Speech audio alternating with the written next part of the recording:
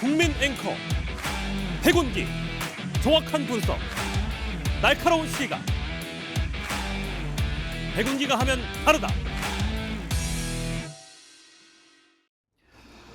여러분 안녕하십니까, 백운기입니다. 수능을 불과 5개월 앞두고 터져나온 윤석열 대통령의 발언으로 교육 현장이 대혼란에 빠졌습니다. 공교육 교과 과정에서 다루지 않는 문제는 출제에서 배제해야 한다. 대통령이 참 자상하게도 출제 방향까지 정해줬는데 이것이 사교육비를 줄이기 위해서 나온 발언이라는 걸 누가 모르겠습니까? 문제는 대통령의 발언입니다. 교육은 백년지 대계라고 하지 않습니까? 공교육을 살리기 위해서는 어떻게 해야 하는지 정말 심사숙고해서 탄탄한 대책을 내놓아야지, 이렇게 밥 먹고 이쑤시다가 툭 던지는 식으로 말해서는 혼란만 생긴다는 것을 왜 모를까요? 대통령 말씀을 잘못 전달했다고 M1 교육부 장관이 경고를 먹었다고 하는데 잘못이 누구한테 있는지 돌아봐야 합니다. 생방송 백운기의 정치본색 출발합니다.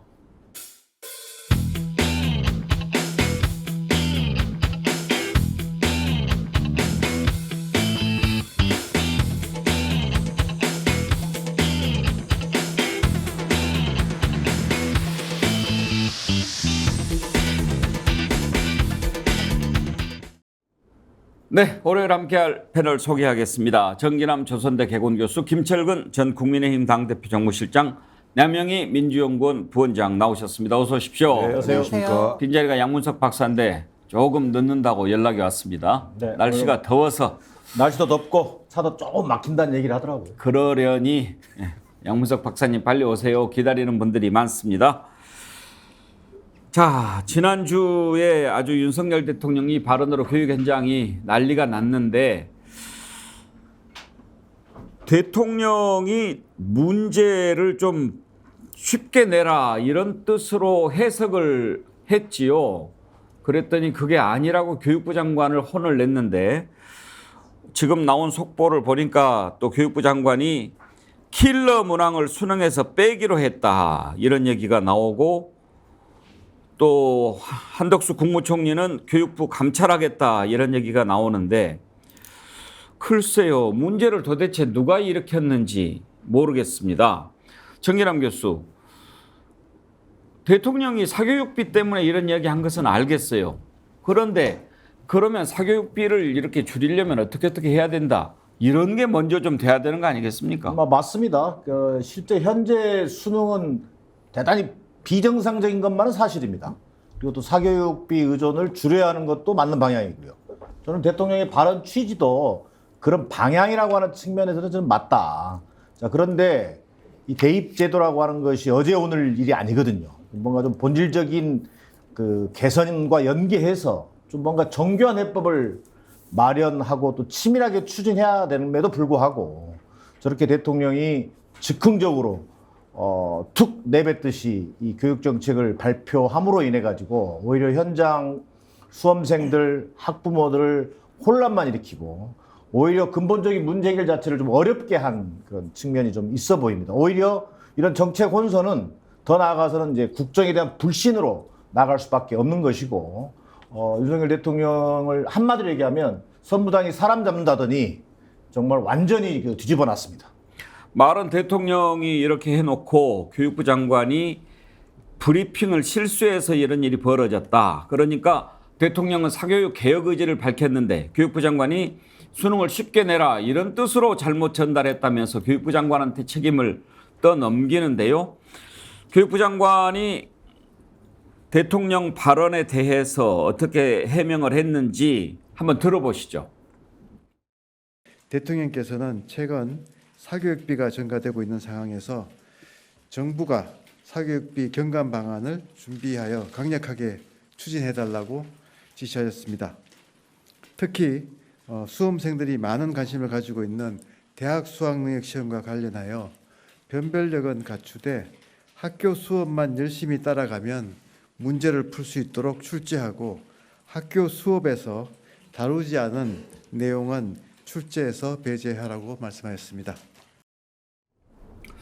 예, 자 저렇게 설명을 했는데 혹시 네 분 가운데 지금 뭐 이렇게 수능 앞두고 있거나 고교 과정에 있는 자녀들 두신 분은 안 계시죠? 네. 아, 졸업했습니다. 예.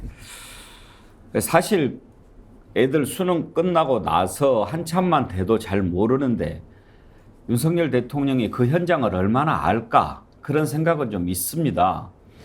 사교육 문제 정말 심각하죠. 이거 고쳐야 되고요. 공교육을 살려야 된다는 건 더 중요한 문제입니다. 혹시 양문석 박사님은 고등학교 교실 가보신 적 있어요? 저희 큰애가 삼수를 했습니다. 예. 그래서 이제 고등학교 때 학생들 불러서 학부모들 불러서 이제 이야기할 때 이제 가본 적이 있죠. 수업하는 거 혹시 보신 적 있어요? 수업하는 거 본 적은 없습니다. 제가 왜 그걸 여쭤보냐면 저도 뭐 이제 너무 오래돼 가지고 네. 근데 지금은 아마 더하면 더하지 덜하진 않을 것 같아요. 우리의 고등학교 수업할 때 무슨 일이 있어서 이제 한번 학교를 갔어요. 난 정말 가가지고 정말 충격을 많이 먹었어요. 애들이 절반이 엎드려서 이렇게 자고 있어요. 수업하는데. 그런데 더 놀라운 것은 선생님 태도예요. 아무 신경을 안 써요. 그냥 앞에서 이렇게 글 써서 그 판사하고 설명하고 그러는 거예요. 학교가 아니에요. 그러니까 저희들 다닐 때만 해도 한두 명 만약에 졸면 아예 뭐 그냥 놔두든지 아니면 나오라고 그래서 혼을 내든지 그러는데 애들이 다 엎드려서 자고 있는데 선생님은 한마디도 하지 않아요. 지금 아마 더하면 더하지 그냥 뭐 좋아지지는 않았을 거예요. 제가 그걸 보고 아 이거는 정말 우리나라 공교육이 보통 참담한 현실이 아니구나. 이런 학교를 계속 보내야 될까? 내가 진지하게 걱정했다니까요. 예, 뭐 학생들 깨우면 그 선생님들한테 학부모가 항의합니다. 이제 그런 부분이 있는 게 현실이고요. 일단 좀 개념 정리 좀 해야 되는데 학교 수업하고 공교육하고를 좀 구분해야 될 필요가 있는데 우리가 구분이 안 돼서 문제입니다. 일반적으로 학교 수업을 일반적으로 공교육이라고 우리가 이야기를 했었어요. 근데 학교 수업이라는 장관의 발언과 그다음에 대통령실의 공교육의 과정이라는 거하고 뭐가 어떻게 다르는지를 1차적으로 저는 이해가 안 돼요. 자기들이 약간의 변명들을 해냈지만 일반적으로 제가 아내가 지금 장학관이잖아요. 얼마 예. 전까지 또 교장 선생을 했잖아요. 그래서 교육 과정과 관련해 가지고 많은 이야기를 듣는데 일반적으로 학교 수업을 공교육 과정이라고 덩치해서 동일시한단 말이에요. 이런 부분에 대해서 이제 1차적으로 뭐가 다른지 모르겠고 두 번째. 그러면 공교육이 뭐라고 봐야 돼요? 자, 이제 공교육을 일반적으로 이야기하면요. 사회교육, 그러니까 학교 교육뿐만 아니고 더 폭넓게 보면 세대별 교육들, 그러면 뭐 20대, 30대, 40대 이런 것까지도 이제 공교육의 영역으로 이 이야기를 합니다. 교육학자들은. 그런데 고등학교 입시와 관련해 가지고 학교 교육은 공교육입니다. 그리고 그거는 동의어입니다. 일반적으로 그렇게 써요. 근데 이 부분에 대해서 이제 이야기를 하는 게 난 뭔 말인지 모르겠다라는 거고요. 해명이. 두 번째는 이주호 장관에게 엄중 경고를 내렸는데. 잠깐만요. 그 전에 저는 지금 양문석 박사님 말씀한 게 뭔 말인지 잘 모르겠어요. 왜요? 지금 공교육, 사교육을 얘기하는 거잖아요. 네. 그런데 공교육이 학교 교육을 꼭 의미하는 것은 아니다라는 말씀이 정확하게는 이해가 잘 안 돼요. 그러니까 사교육의 반대 개념으로 우리가 공교육을 얘기할 때 네. 학교 교육이냐 아니면 학원 교육이냐 이렇게 지금 구별을 하잖아요. 네. 그 구분이 틀린 겁니까? 같다라는 거죠. 그래서 그렇죠? 제 이야기를 이해를 못하는 게 아니고요. 예. 제가 지금 대통령실에 이야기를 했더니 우리 백미 앵커께서 그 차이를 이해를 못하는 거예요. 제가 이해를 못하니까 당연히 앵커도 이해를 못하는 거예요. 공교육과 학교 교육이 뭐가 다르냐고요.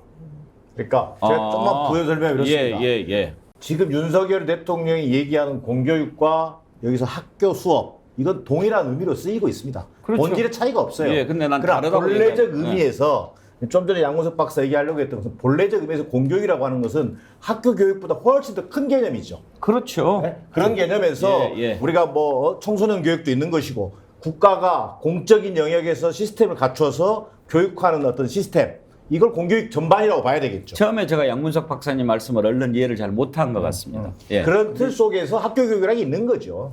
그 교과서가 여러 가지잖아요. 우리나라가 검정교과서 체제를 채택하고 있어요. 그러니까 국정교과서가 아니거든요. 국정교과서를 채택한다면 교과서가 다 같아요. 예. 그럼 가리키는 내용이 다 같겠죠. 그런데 선생님에 따라서 또는 검정교과서를 채택한 그 교과서별로 수업 내용이 다 다를 수 있어요.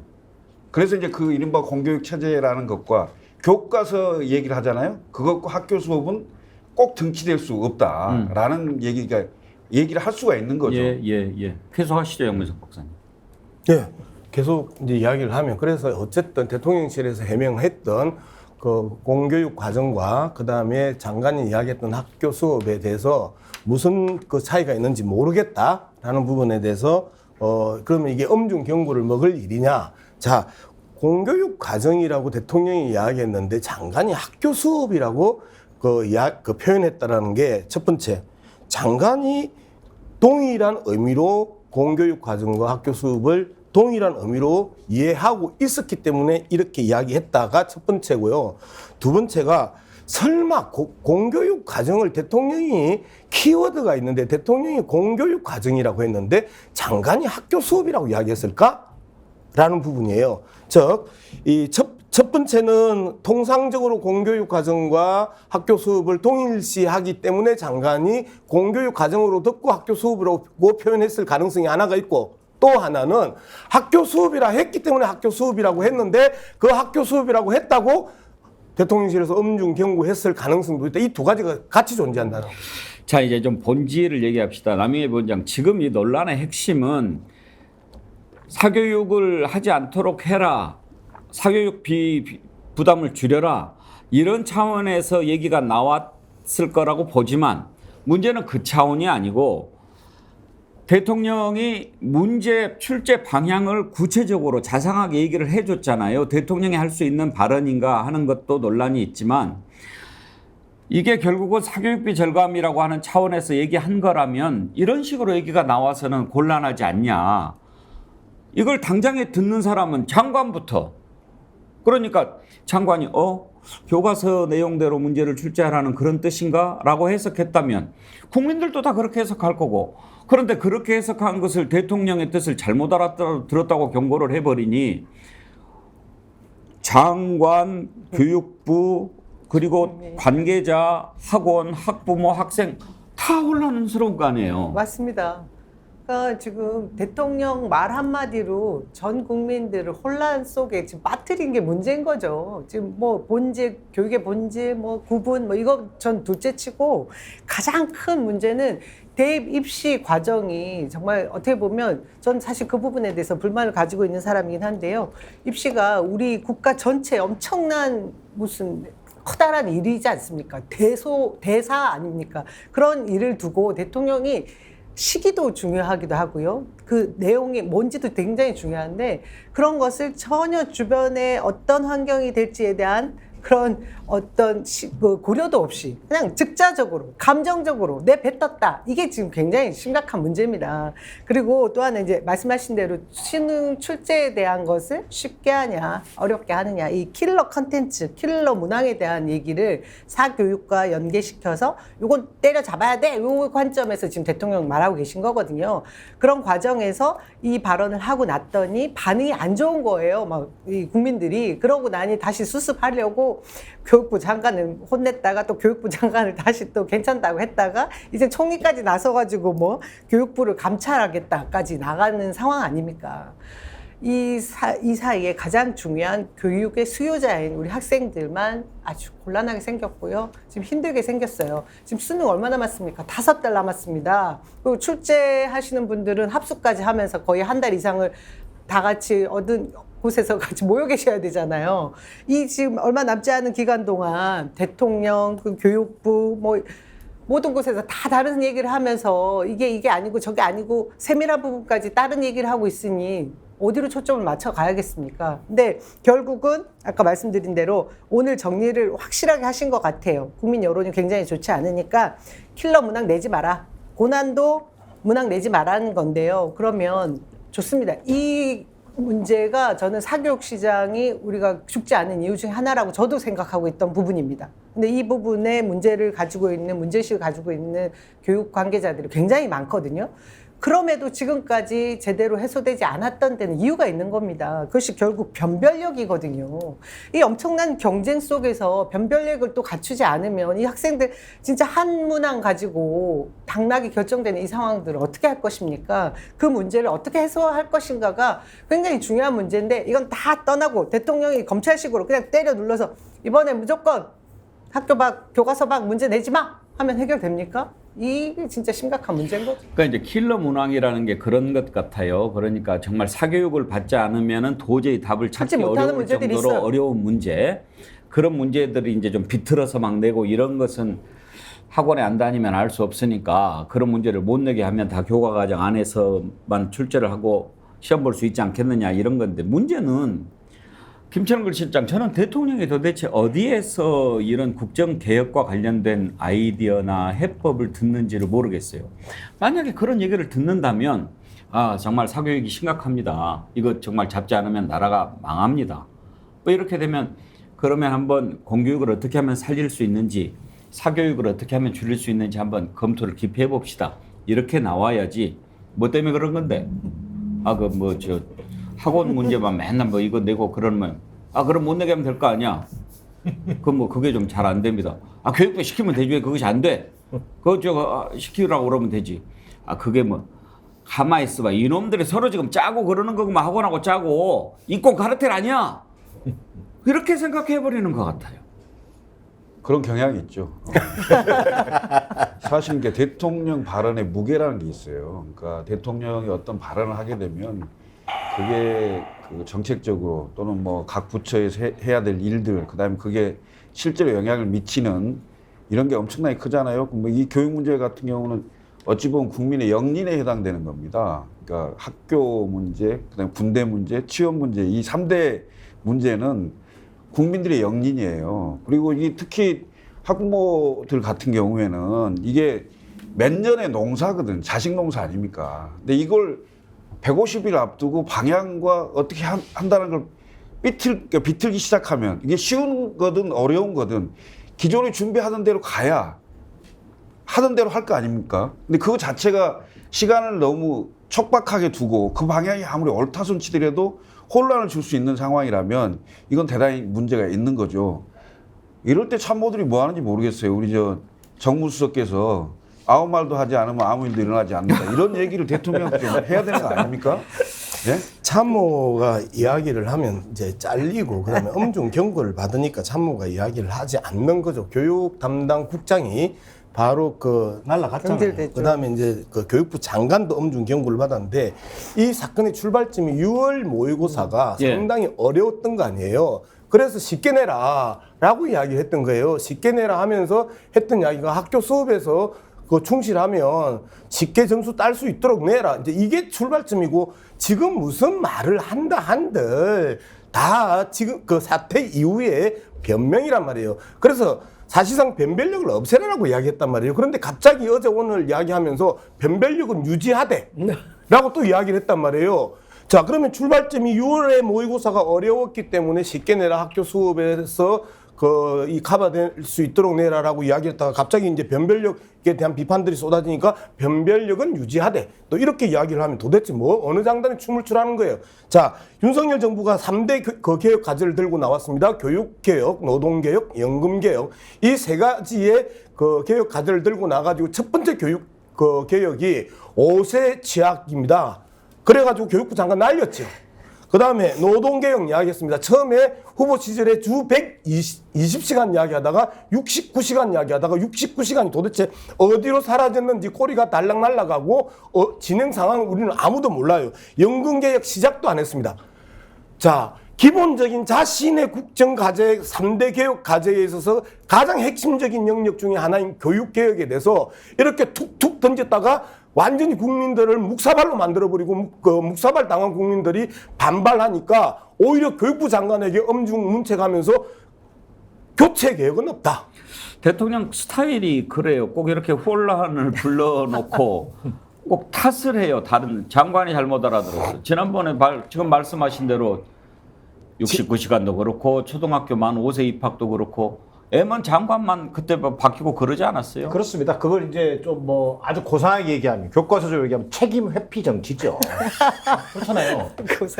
근데 이건 고상하게 얘기한 거고. 책임 회피 정치 이러니까 너무 안다고 와닿지가 않죠. 옛날에는 얘기하면 그렇다는 거예요. 옛날에는 다고 왔을 텐데. 그러니까 뭔가 조율되지 않는 이 윤석열 대통령이 조율되지 않은 것을 거의 만기칠람하듯이 하고 있는 거예요. 국정 운영을 거의 만기칠람하듯이 하다가 즉흥적으로 발언하는 겁니다. 그러다 보니까 아까도 얘기했지만 정책 혼선이 나오고 현장에서는 나왔던 얘기처럼 뭐 5살 조기 입학, 5세 조기 입학 논란, 뭐 주 69시간 노동 논란 여러 가지 혼란을 자초하는 거예요. 그러다 보니까 혼란이 자초되면 또 어떻게 하냐? 이건 여론이 잘못 전달됐다. 옛날에 이게 바이든 재판과 똑같은 거예요. 이거 잘못 전달됐다. 그런 전달 오류를 주장합니다. 그래놓고 나서는 장관이나 뭐 이게 또 희생양을 찾아요. 이게 지금 교육부 장관 경고, 그다음에 뭐 교육 인재 기획관인가요? 국장급 경질. 아니 이건 또 뭐냐면 감찰, 또 교육 이번에 모평 출제한 교육기관도 감사한다는 거예요. 감사, 경질, 압수수색 할 줄 아는 게 이거밖에 없는 거예요. 이렇게 하면 문제가 바뀔 거라고 생각한다는 거예요. 근데 이게 수능이라고 하는 게 역대 정부가요. 자, 수능을 쉽게 출제하면 사교육이 잡히고 공교육이 살릴 수 있습니까? 그러면 왜 역대 정부는 그거 안 했겠어요? 그만큼 어려운 고차 방정식이란 말이에요. 그런 문제를 가지고 이걸 그냥 즉흥적으로 던진다고 해서 문제 해결된다? 좀 심하게 얘기하면요. 무식하면 용감해진다고 과거 군사독재 정권 시절에도 이 입시 문제를 건드리지 않았어요. 그리고 우리 고등교육법에도요. 4년 전에 이미 딱 규정을 하도록 되어 있단 말이에요. 전두환 때 과외 금지를 시키기는 했지요. 그랬는데 그것도 이렇게 좀 들여다보면서 본질적인 문제를 건드려 보자고 하는 거지.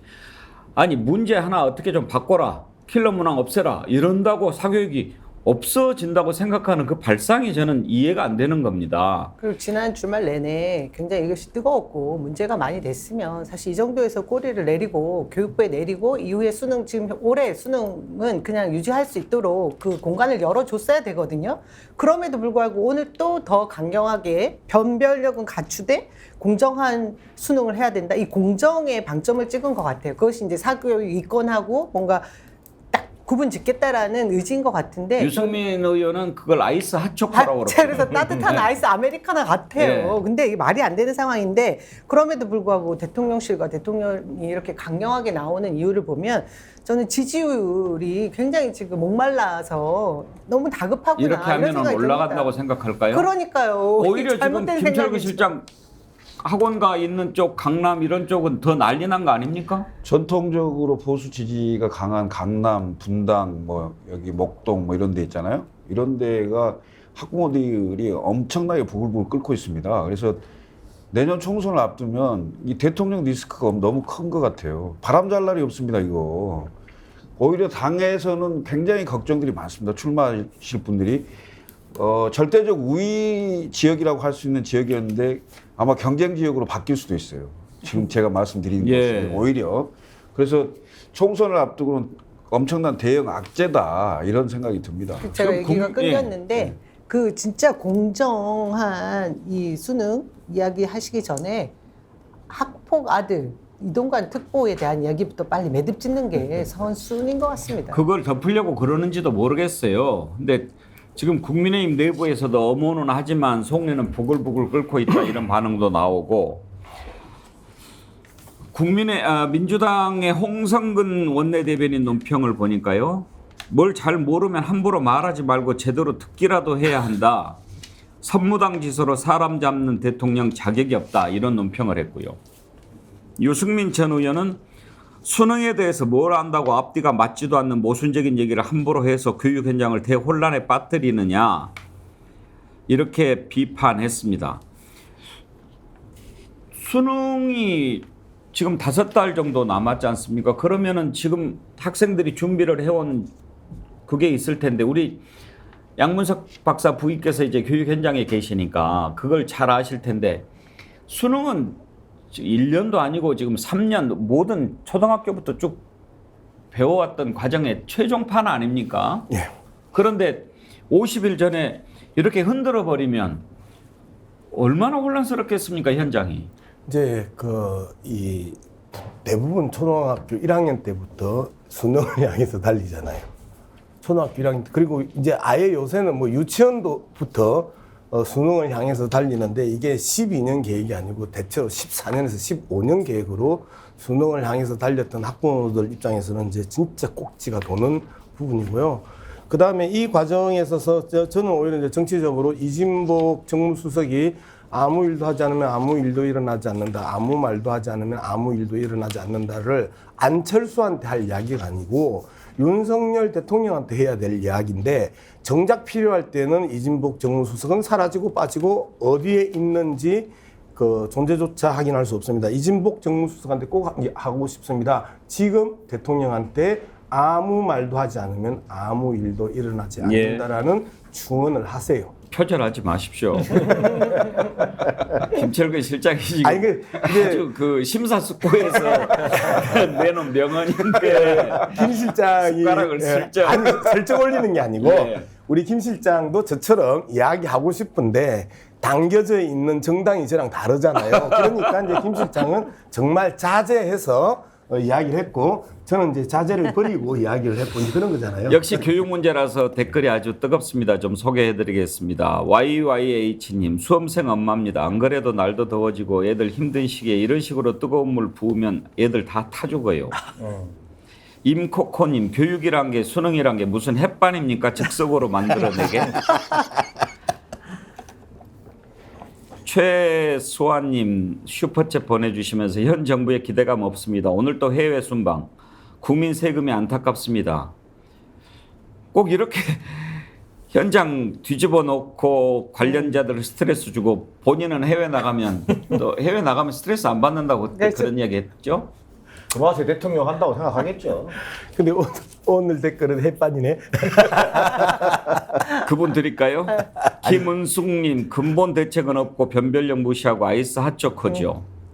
수호천사님 책임 회피 정치보다는 내 잘못 아니야 정치지요. 이지훈님 아무것도 모르고 얘기하는 거 보면 본인의 의사도 아닌 듯. 누구 생각일까요?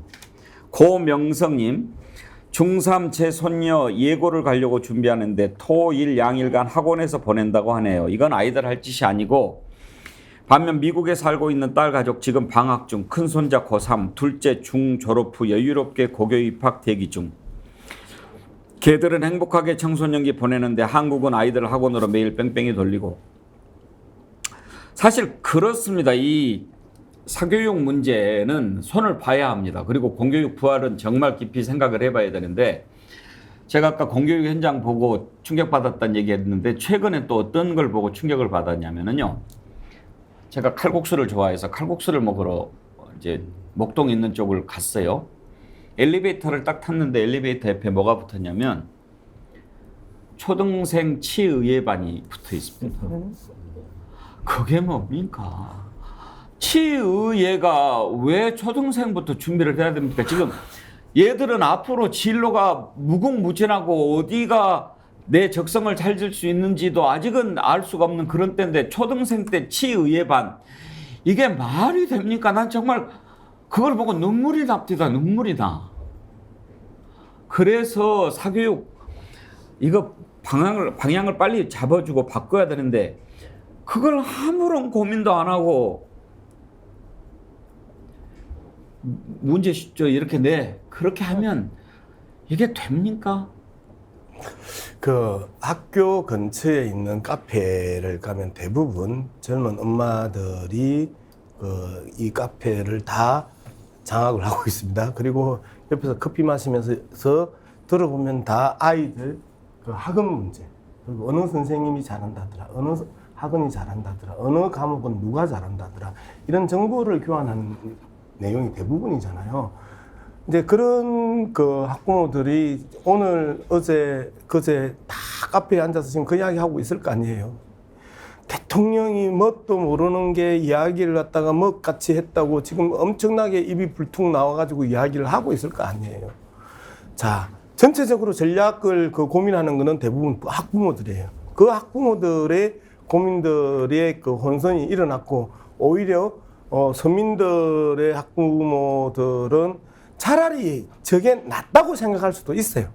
그래서 여러 가지 평가의 지점이 있지만 정말 교육 과정이 1차, 2차, 3차, 4차, 5차, 6차까지 쭉 늘어지면서 4개년 계획들로 이루어져 왔는데 이 체제를 또 문재인 정부 탓으로 할 가능성이 또 높다. 전 정부가 잘못해서 지금 내가 이렇게 이야기할 수밖에 없는 것 문재인 정부 때도 아니냐. 고등학생들 엎드려서 자고 있었으니까요. 그러니까요. 예. 예, 근데 제가 그 고등학생들 엎드려서 자고 있을 때는 문재인 정부 때가 아니었어요. 네. 우리 애들 고등학교 다닐 때니까. 근데 이제 문제가 한두 가지가 아닙니다. 이게 처음이 아니라는 것이죠. 작년에 만 5세 초등학교 입학되었댔습니까? 그리고 지난 3월에 69시간 근로. 이렇게 이슈가 무르익지도 않았는데 막 발표를 하고 그게 문제가 되면은 내 책임 아니라고 하고 갈등을 조정을 해야 될 기관에서 갈등을 자꾸 만들어내고 이런 거를 또 수습하라 하려고 하면은 얼마나 큰 사회적 비용이 듭니까? 또 한 가지 짚어볼 문제가요. 이걸 얘기하면서 윤석열 대통령이 이권 카르텔이라고 그랬어요. 김철근 실장. 그래가지고 이제 담당 국장을 바꿔버린 모양인데 이건 어떻게 보면 중대한 문제입니다. 이권 카르텔이라는 증거가 있습니까? 검사의 시각이겠죠. 그러니까 이렇게 딱 해놓고 너는 이게 유죄야 하고 내려버리면 어떻게 됩니까? 그건 말이 안 되는 거죠. 사실 이제 대통령의 시각에서 국정을 운영해야 되는데 매 사안을 그동안 그러니까 검찰에 있었던 그 시각으로 아직 벗어나지 못하고 있는 걸 보여주는 반증인데요. 사실 교육 문제라는 게 대단히 중대한 문제고요. 상당히 장기간에 걸쳐서 많은 분들이 합의를 해야 되는 국민적으로 합의를 이끌어내야 되는 그러니까 정치적으로도 굉장히 중요한 아젠다 중에 하나입니다. 근데 이것을 대통령이 툭툭 던지는 식으로 최근에 지금 앵커도 말씀하셨습니다만은 5세 입학, 그다음에 69시간, 그다음에 이제 이 문제까지 그리고 사실은 이제 정치권에서 상당히 스무스하게 넘어가서 그렇지. 검수완박 법안 있잖아요. 검수완박 법안도 사실 여야 원내대표가 합의를 했어요. 합의를 했는데 권성동 원내대표가 사실 그걸 번복하게 되는 상황이 생기거든요. 그 내용을 제가 자세히 잘 아는데요. 결국은 권성동 원내대표가 당시에 당선인 시절에 통이동하고 전부 합의가 됐어요. 그러니까 이른바 당선인이 얘기가 끝난 상태에서 그걸 추진했던 겁니다. 그런데 합의를 하고 나니까 여론이 안 좋은 거예요. 상황이. 이거 합의하면 큰일 나겠다. 번복해야 되는 거예요. 그런데 본인이 번복할 수가 없잖아요. 그럼 번복할 수 있는 방법을 누군가를 통해서 했을 거 아닙니까? 결국은 그때 이제 당이 나서서 이준석 당대표 등이 자연스럽게 이제 번복을 하는 과정을 겪었는데 그나마 그건 좀 자연스러웠어요. 뭔가 문제가 안 나고. 그런데 이게 나머지 지금 정부 내에서 이렇게 하는 것들은 대부분 장관이 경질되거나 장관이 잘못을 사과를 하거나 이런 상황인데 보통의 정부 여당 같은 경우는요, 선거를 앞둔 상황이면 뭔가 국민들에게 설득할 만한 뭔가 아젠다가 있다 그러면 고위 당정 회의를 한다든가 이렇게 해서 당이 발표를 하는 겁니다. 당이 발표를 하고 당에서 선거에 나가서 득표를 해야 되는 거기 때문에 당한테 좀 기회를 좀 많이 줘야 되는 건데 어찌된 건지 대부분 대통령실하고 장관들이 일을 하다가 이런 꼴을 만드는 거죠. 사실은 굉장히 저는 아마추어라고 생각하고 있습니다. 김재성님, 자녀를 낳아서 교육을 시켜봐야 알고 군대를 가봐야 청년을 알고 노동자로 일해봤어야 노동자들의 마음을 알 수 있을 텐데 그걸 모르니 당연히 생각이 없죠. 제가 웬만하면 꼭 그런 얘기 안 하려고 합니다. 꼭 얘를 낳아봐야 자녀 문제 알고 그렇다고는 얘기할 수 없지만 조금 더 생각은 해봐야죠. 나는 잘 모르는데 이 부분에 대해서 전문가들은 어떻게 생각하는지. 이영심님, 고3 맘입니다. 애가 학교 갔다 와서 얘기하길래 동요되지 말라고 했는데 속으로는 천불이 납니다. 백한방님, 이름이 백한방입니까? 얘는 대가리가 비어서 나의 길을 가려 한다. 이게 10년 전에요. 10년 전 얘기입니다만 일화를 한번 얘기하면 대통령 후보 중에 한 후보가요.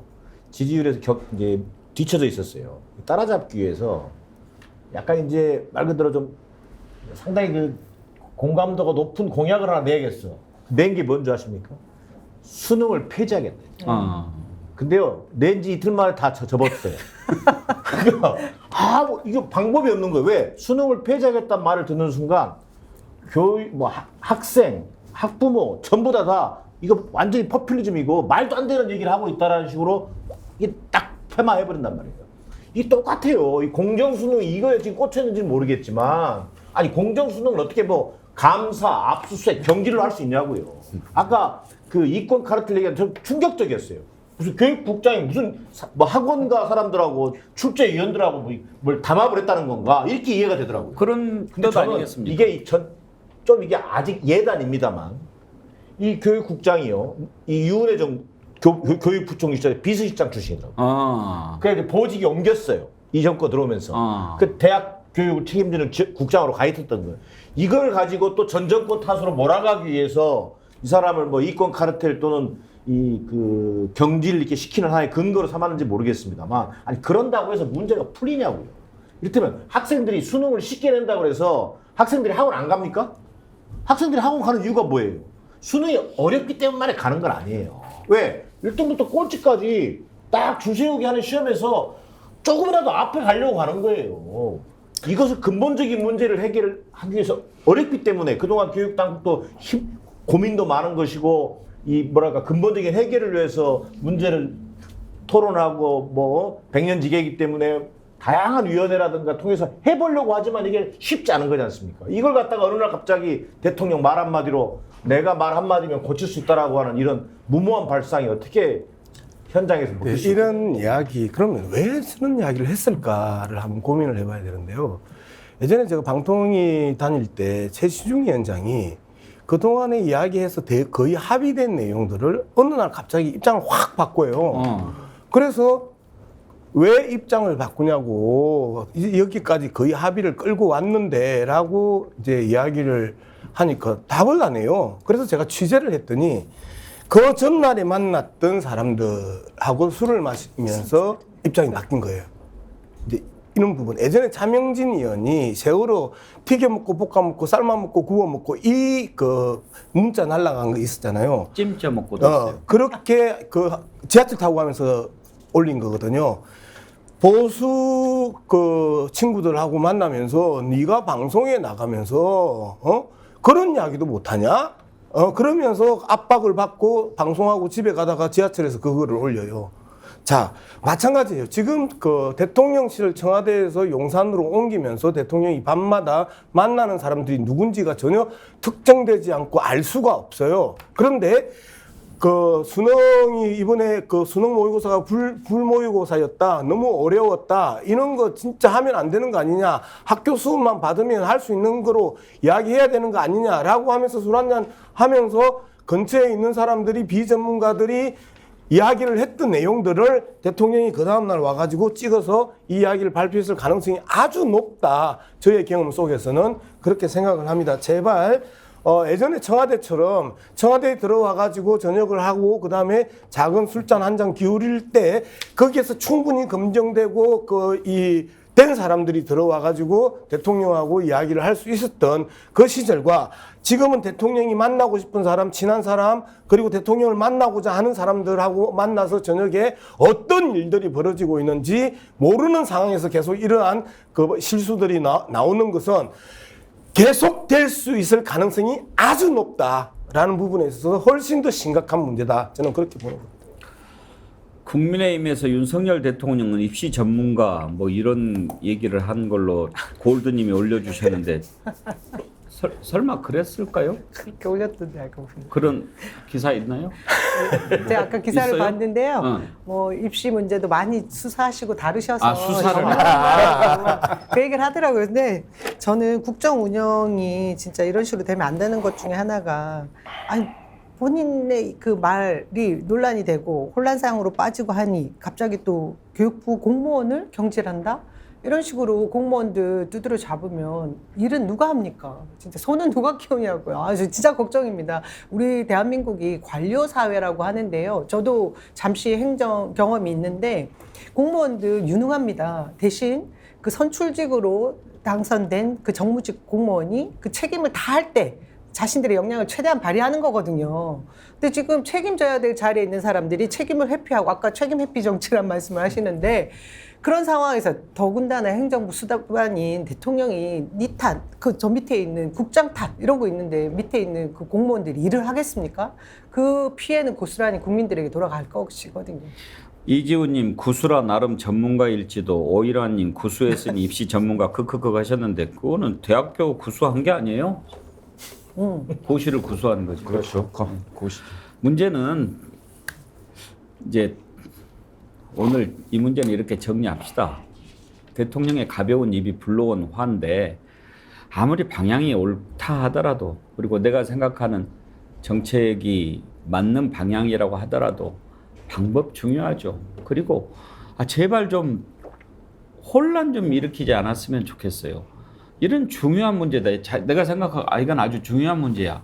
그러면 중요할수록 더 깊이 좀 들여다보고 회의도 하고 그래야지 혼자서 그렇게 다 이렇게 하는 이 인식을 좀 바꿀 수 없을까요? 이게 안 될까요? 검찰총장을 하면 검사가 한 2,500명 돼요. 그러면 그 각 지검 지청별로 이렇게 조직이 돼 있긴 하지만 총장도 검사거든요. 검사의 이제 관리 감독자하고 수사 지휘권을 가지고 있습니다. 총장이. 그러면 2,500명 개별 검사한테 다 지시를 할 수가 있어요. 근데 그런 생각을 가지고 있을 겁니다. 그래서 국정 전반에 대해서 대통령으로서 그 검사식의 사고를 갖는다면 말 한마디면 다 할 수 있죠. 수사 진행할 수도 있고 중지시킬 수도 있고 다 하잖아요.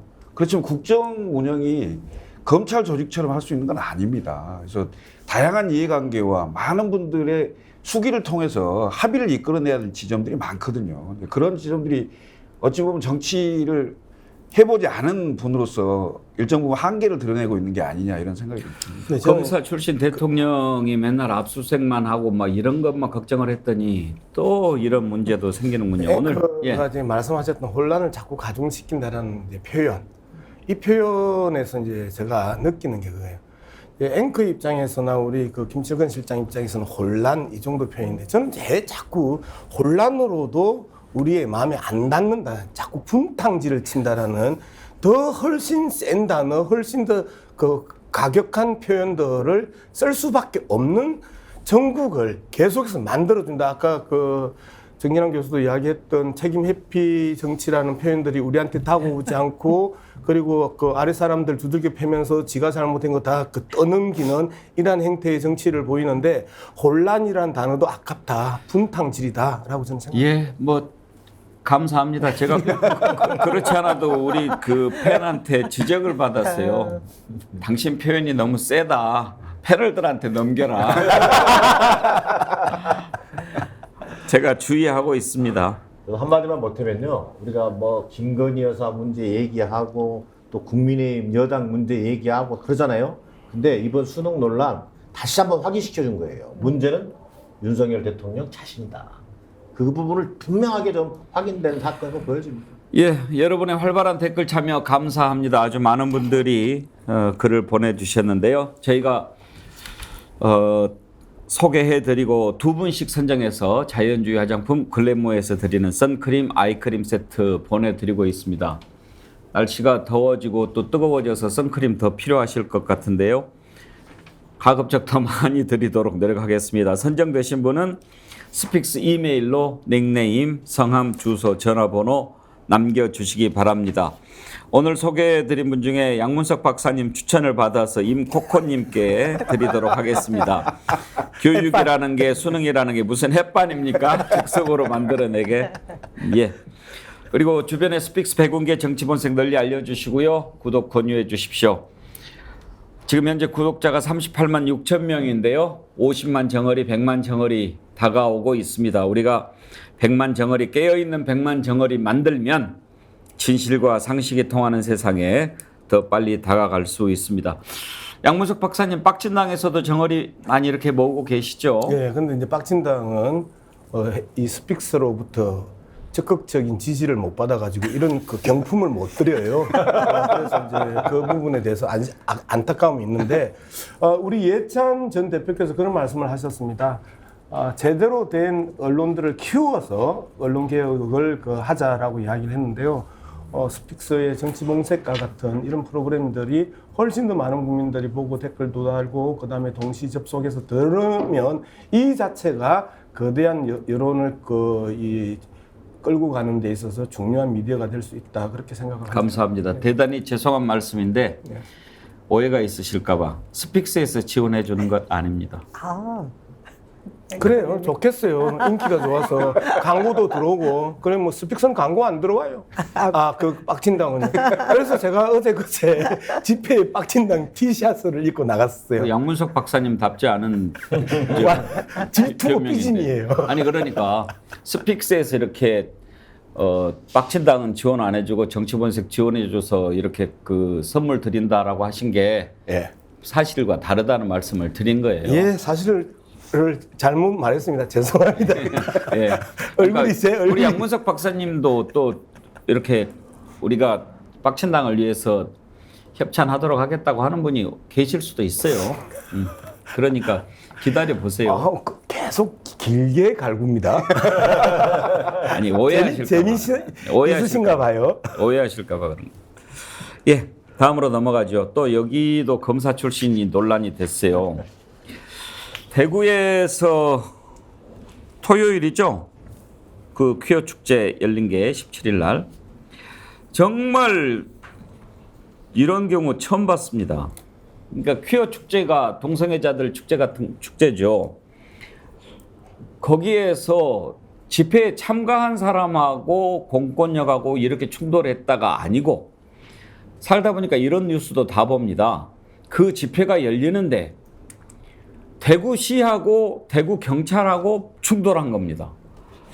어떻게 또 이런 경우가 생기죠, 김철근 실장? 역시 홍준표입니다.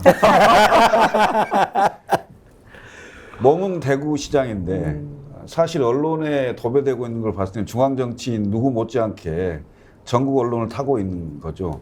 이 퀴어 축제를 통해서 정치적인 이익을 상당히 생각을 많이 했을 거라고 봅니다. 아마 대구 경북이 상당히 보수적이기도 하고요. 또 퀴어 축제에 대해서 긍정적인 사람도 많겠지만 부정적으로 보는 사람도 상당히 많거든요. 그러면 여기에 어떤 방식으로 개입할 거냐를 고민했을 건데 결국은 경찰하고 그 시 공무원하고 다툼이 생기는 상황에서 홍 시장이 직접 나가서 기자회견을 합니다. 기자회견 하면서 뭐 도로 조명하는 게 합법적인 집회냐 막 이런 얘기를 하면서 경찰이 이거 제대로 대응을 못한 거 아니냐. 경찰청장에 대해 책임을 묻겠다. 이런 식으로 공격을 하는 거죠. 그래서 홍준표 시장이 퀴어 축제에 완전히 반대하는 사람으로서의 그 자기 상징성을 만드는 정치적 행위다라고 저는 보이고요. 역시 홍준표다 이런 말씀을 드리겠습니다. 대구 경북이 보수 기독교의 본사이고 그리고 보수 기독교에 의해서 대구 경북이 계속해서 국힘당의 중요한 텃밭으로 작용을 했는데요. 보수 기독교를 향해서 퀴어 축제를 공격하면서 보수 기독교로부터 엄청난 환호를 받을 가능성은 높다. 그러면 신천지의 문제도 정확하게 쳐 나갔었으면 보수 기독교로부터 엄청난 지원을 받을 수 있었을 텐데 신천지 집회는 허용을 하고 퀴어 집회는 반대를 하는 이러한 이 정신 창난적 정책을 계속해서 홍준표가 하고 있다. 신천지에 대한 심각한 문제는 많은 종교인들이 같이 고민하고 있고 국민들도 엄청나게 위험 수위로 쳐다보고 있습니다만은 신천지의 초대형 집회를 갖다가 허용한 홍준표가 퀴어 집회를 때려잡는다라는 것 자체가 창난적 정책이라고 저는 보는 겁니다. 예, 이 경찰하고 대구시가 충돌을 빚은 거 내용 잘 아시겠지만 이제 이런 겁니다.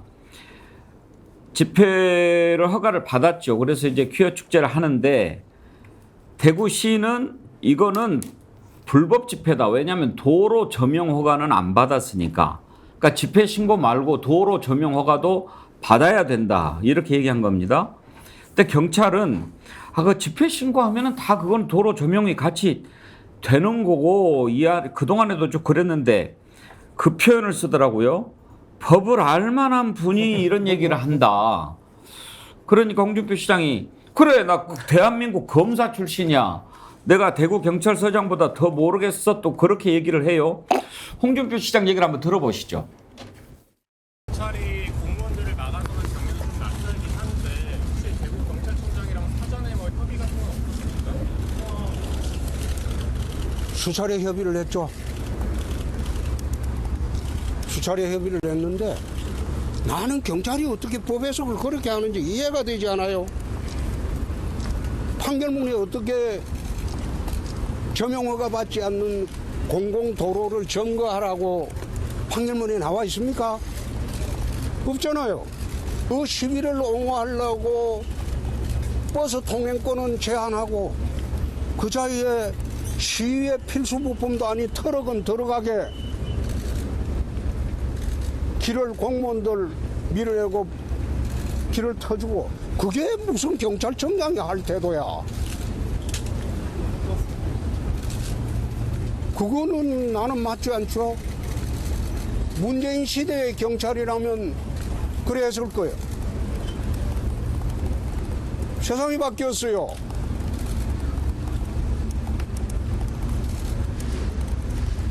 그런 불법 집회가 난무하는 시대가 끝났다 이 말이야.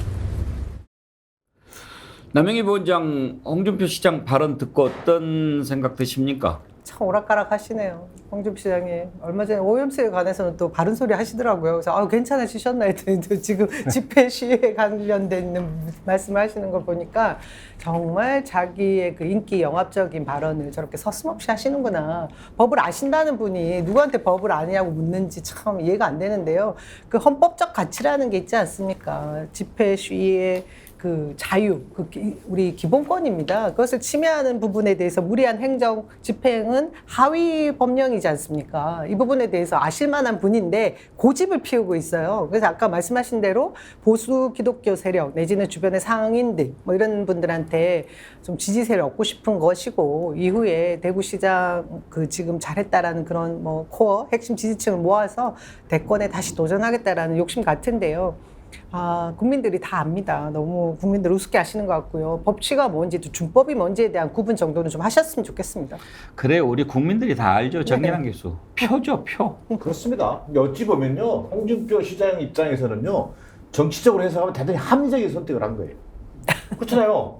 역설적인 얘기지만 정당 정체성이라든가 또 지지층 결집이라고 하는 선거 전략 이런 측면에서 보면 큐 행사를 불허하는 것 자체가 정치적으로 대단히 합리적인 거죠. 홍준표 시장이 대단히 영리한 행동을 하고 있는 거예요. 정치적으로 보면.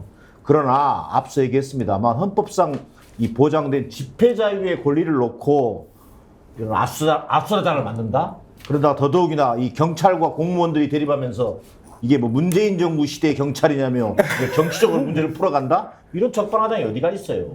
그리고 철저하게 얼마 전에 저는 이슬람 뭐 관련 행사도 좀 뭐 허용하고 이런 그 홍준표 시장이 왔다 갔다 하는 거예요. 그러나 알고 보면 대단히 합리적으로 행동하고 있는 거다 지금. 왜? 기독교 보수 강경 세력의 찬반 여부를 보면서 문제를 판단하고 있다. 그런 면에서 대단히 정치적인 홍준표 시장입니다. 합리적인 거는 좀 다른 것 같은데. 신천지도 먹고 보수 기독교도 먹고 소수인 동성애자만 삭제시키는 플레이잖아요. 신천지와 보수 기독교는 사실상 쳐다보면 적대적인 관계인데 신천지 풀어주고 보수 기독교한테 욕 좀 먹고 키워 잡으면서 보수 기독교로부터 그 신뢰를 회복하는. 그렇죠. 이제 이런 이 잔머리 정치를 계속 펼치고 있다라는 거를 잔머리 정치라고 표현하면 되는데 이제 우리 정기남 교수님께서는 계속해서 우아하게 합리적이다라고 이야기하는 정치적으로 이제 포퓰리즘이죠. 그렇죠. 국민들이 다 알고 있는 거죠. 그러니까 아까 대통령의 책임 회피 정치 이렇게 표현하셨는데 이것은 그렇게 우아하게 표현한다면 혐오 포퓰리즘 그렇습니다. 뭐 이런 정도 되겠죠? 우아하게 표현하지 마시라고 이렇게 거친 지적을 사람이 있으면 받았다네요. 우아한 사람이 있어야 돼요. 저는 우아하게 하라고 그랬다니까요. 거친 거를 양문석 박사님한테 넘기고. 근데 사실상 그 집시법, 그러니까 집회 시위에 관한 법률 있잖아요. 그게 지금 신고제입니다. 만약 홍준표 시장식으로 해석을 한다면 허가제로 바꿔야 되는 건데 최근 정부 여당이 집시법을 개정하겠다는 거 아니에요? 야간 집회 못하게 하고 뭐 여러 가지 제약을 둬서 사실상 허가제 비슷하게 바꾸려고 하는 건데 이건 민주주의의 기본 원칙인 표현의 자유에 정면으로 위배되는 거예요. 이런 식으로 가면 안 되는 거거든요.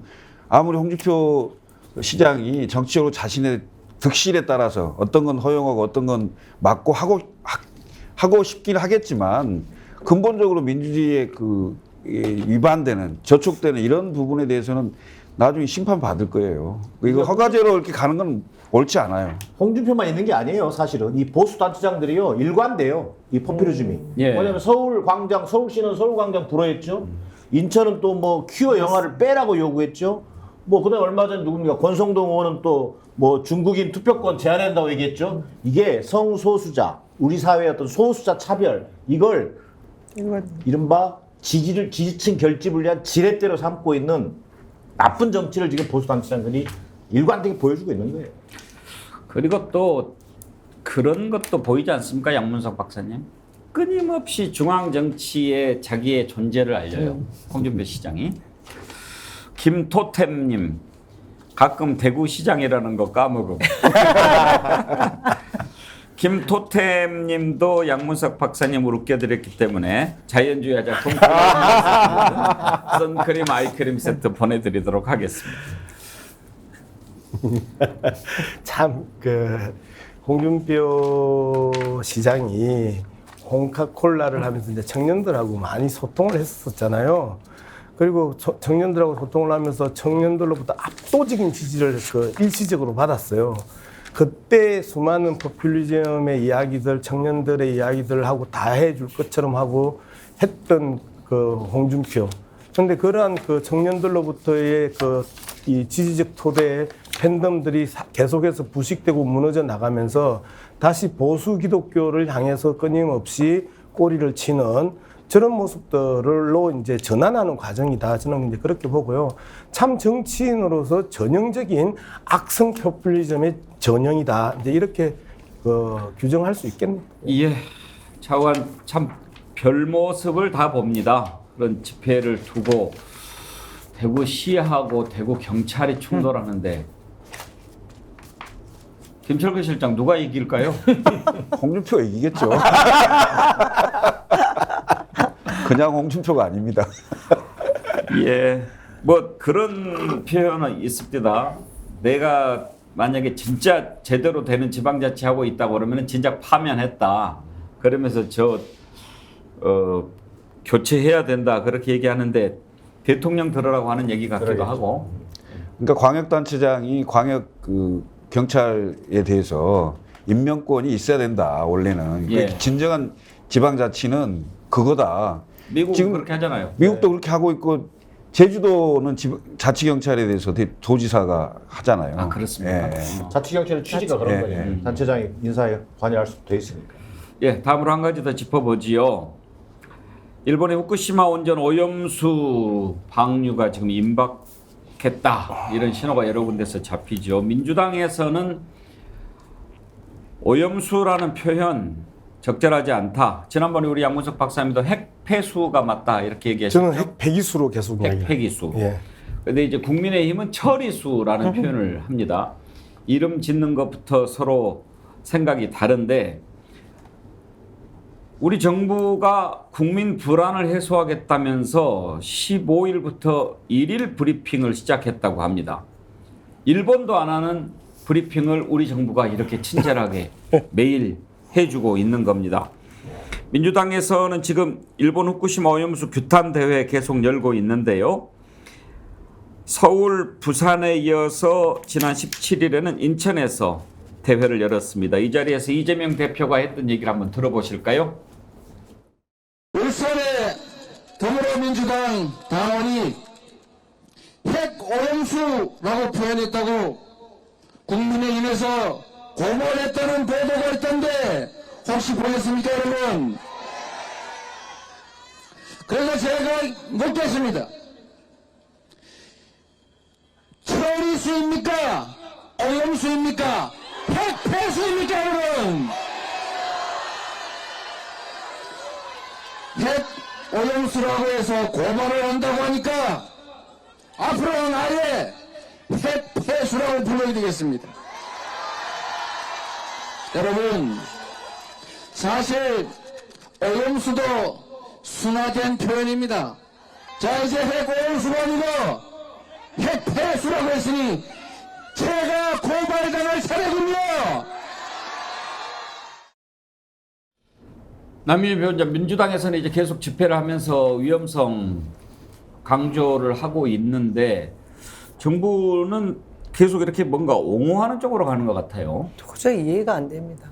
일본 대변인도 아니고요. 어떻게 이런 행동 계속 하는지 모르겠고, 더 나아가서 이 용어를 가지고 고발을 한다고 하는데 이게 있을 수 있는 일입니까? 우선 이후에 핵 폐수든 뭐 핵 오염수든 처리수든 이것이 해양에 투기되고 난 이후에 이 해양 생태계를 어떻게 파괴시킬지에 대한 데이터를 가지고 있습니까? 현 정부가 내놓을 수 있는 데이터가 전혀 없거든요. 그럼에도 불구하고 일일 브리핑을 하면서 그냥 느껴, 안전하다고 느껴 국민들에게 강요를 하고 있습니다. 근데 국민의 84% 이상이 이건 막아야 돼라고 말하고 있거든요. 도대체 국민 무서운 줄을 모르는 거죠. 근데 그러고서 지금 우리 야당에 대고는 뭐 고발하겠다 계속 으름장을 놓는데 그렇게 해서 해결될 문제가 아닙니다. 그리고 중요한 것은 알프스라고 해서 그 다핵종 제거 시설이 지금 10년 동안 몇 차례, 수십 차례 계속해서 고장이 났다라는 얘기들을 도쿄 전력에서도 인정을 하고 있는 문제거든요. 근데 누가 이것을 과학적으로 안전하다고 보장을 할 수 있습니까? 제가 보니까 우리나라 한덕수 총리, 뭐 윤석열 정권 관계자들, 국민의힘만 이것이 안전하다고 계속 얘기하고 있습니다. 말이 안 되는 상황이죠. 양문석 박사님, 네. 지금 후쿠시마 오염수 영향으로 일본 어패류 수입량이 한 달 새 30% 감소했다 이런 기사도 있고 지금 천일염 값이 폭등을 해가지고 네. 20kg짜리가 95,000원에 네. 지금 팔리고 있다고 합니다. 이게 지금 쿠팡에서 한 건데 쿠팡에 제가 한번 들어가 봐서 네. 이렇게 봤더니 신한 천일염이 이렇게 값이 올랐고 그러면 쌀은 지금 20kg이 얼마나 되는지 아십니까? 쌀 값을 보니까 거의 49,000원 뭐 내외더라고요. 네. 같은 20kg가. 이게 95,000원이면 배 가까이 지금 되는 거 아닙니까? 예. 그뭐 이제 문제는 지금 이제 천일염이 이 며칠 안 남았다라는 거예요. 천일염을 재기를 하고 싶어도 이제 못 하고 태평양 연안에서 생산되는 어떤 소금도 이제는 먹기가 어려워진 상황이라서 인도양, 대서양 연안에서 생산된 소금이나 안 그러면 암염, 암산, 소금산에서 이제 생산된 그 소금을 이제 수입해야 되는데 훨씬 더 이제 비싼 가격으로 수입해야 되기 때문에 서민들의 그 가처분 소득이 엄청나게 또 타격을 받을 수밖에 없는 상황인데요. 이제 괴담에 대한 부분을 좀 이야기를 할 필요가 있는데 괴담의 원조이자 괴담의 주범은 2년 전에 조태용 현재 대통령 국가안보실장 대통령실, 그 다음에 김기현 국힘당 대표, 원희룡 국토부 장관, 박진 현 외교부 장관, 이들이 2년 전에 오염수라고 표현하고 결의안을 국회에서 냈던 사람들입니다. 그러면 오염수라고 표현했던 원조 괴담의 원조 이들을부터 먼저 수사하고 압수수색해야 될지 않겠습니까? 이들이 괴담의 주범은 아니겠습니까? 괴담의 주범과 괴담의 원조에 대해서는 아무 이야기를 하지 않고 만만한 시민단체 활동가들이나 국민들을 향해서 오염수라고 이야기했다고 수사가 들어가는 것 자체가 이게 불공정이고 몰상식이죠. 무슨 공정이고 상식이겠습니까? 그런데요, 저희가 내일 한번 그거를 들려드리도록 하겠습니다. 지금 이렇게 국민의힘이 나서서 뭐 마셔도 된다라고 하는데 원희룡, 성일종, 권성동 지금 국민의힘의 의원들이 문재인 정부 때 후쿠시마 오염수와 관련해서 뭐라고 얘기했는지 한번 국민들이 다시 들어본다고 하면 귀를 의심할 겁니다. 김철근 실장, 아니 일관성이라도 있어야 될 거 아닙니까? 정부가 바뀌었다고 이렇게 확 바뀌면 어떻게 합니까? 그건 뭐 민주당도 마찬가지. 근데 이제 정치라는 이거는 뭐 죽고 사는 문제 아닙니까? 제가 봤을 때는 이제 소신이 있어야 되거든요. 그러니까 이 후쿠시마 원전 그 오염수 같은 경우도 처리수라고 먼저 여당에서 그렇게 용어를 바꿔서 뭔가 괜찮은 것처럼 이런 식으로 먼저 나가는 것 자체가 대단히 저는 문제가 있다고 봅니다. 그리고 대한민국 정부가 일본의 대변인도 아니고 도쿄전력의 대변인도 아닙니다. 뭔 일일 그걸 합니까? 분명하게 반대를 하고요. 해외 언론에 다 얘기를 하고, 우리 대한민국 정부는 어떤 경우에도 국민의 안전 때문에 용인할 수 없다. 그거 해야 되는 거 아니에요? 80%가 넘는 국민이 이거 안 된다는데 안전하다고 날마다 브리핑해서 이거 과학적으로 문제 없다. 어떻게 책임질 건데요, 이거? 예? 저는 납득할 수가 없다고 봐요. 특히 이 문제에 관련해서는 이게 정쟁의 문제가 아니잖아요. 예? 그러니까 국민의 안전과 생명에 관련된 문제인데 이게 은근슬쩍 예를 들면 뭐 거기에 수산물 수입이나 이런 문제로 이게 불똥이 튀어간다면 상황은 더 복잡해질 건데 이걸 무슨 괴담이니 선전선동이니 이런 식으로 정치 논리로 정쟁으로 만든다고 해서 이게 해결이 되겠습니까? 오히려 선거 때 되면 국민의힘만 더 훨씬 더 불리한 상황이 되겠어요. 이것 때문이라도. 왕자 어린님, 쌀값보다 비싼 소금 정말 금값이네요. 아이디 건달 쓰시는 분, 동네 마트에 소금이 없어요. 작년에 10kg 한 포 10,000원 정도 했는데 올해 김장은 끝난 것 같네요. 아이디를 바꾸시든지 건달이 무슨 김장 걱정하십니까? 정진환 교수, 이 천일염 걱정은 충분히 이해가 가는 상황입니다. 그렇습니다. 일찍 예고됐던 또 사안이기도 하고요. 이제 그만큼 국민 불안감 또는 공포를 반증하는 거다. 저는 이렇게 이해를 해야 된다. 자, 그러면 문제는 뭐냐면 그동안 정부가 어떤 입장이었냐면요. 대책을 세우면 국민이 불안해한다. 뭐 이런 입장이었었어요. 그러니까 이거 대책도 없었어요. 그럼 궤변만 늘어놓고 있던 정부가 뭐 이제 뭘 해보겠다고 저러는데 무슨 뭐 이 보고 브리핑이 무슨 의미가 있습니까? 지금 일본 정부는요, 이 방류가 안전하다고 그래요. 방류가 안전하다면서도 이 어민들의 전방위적인 피해를 추산해서 일본 돈으로 800억 엔이더라고요. 예. 우리나라 돈으로 하면 7,500억이에요. 이 플러스 알파 예산을 세워놓고 어민들의 피해를 최소화하기 위한 대책을 세우고 있어요. 자, 우리 정부 기껏 하는 게 뭔지 아십니까? 융자 지원 검토예요.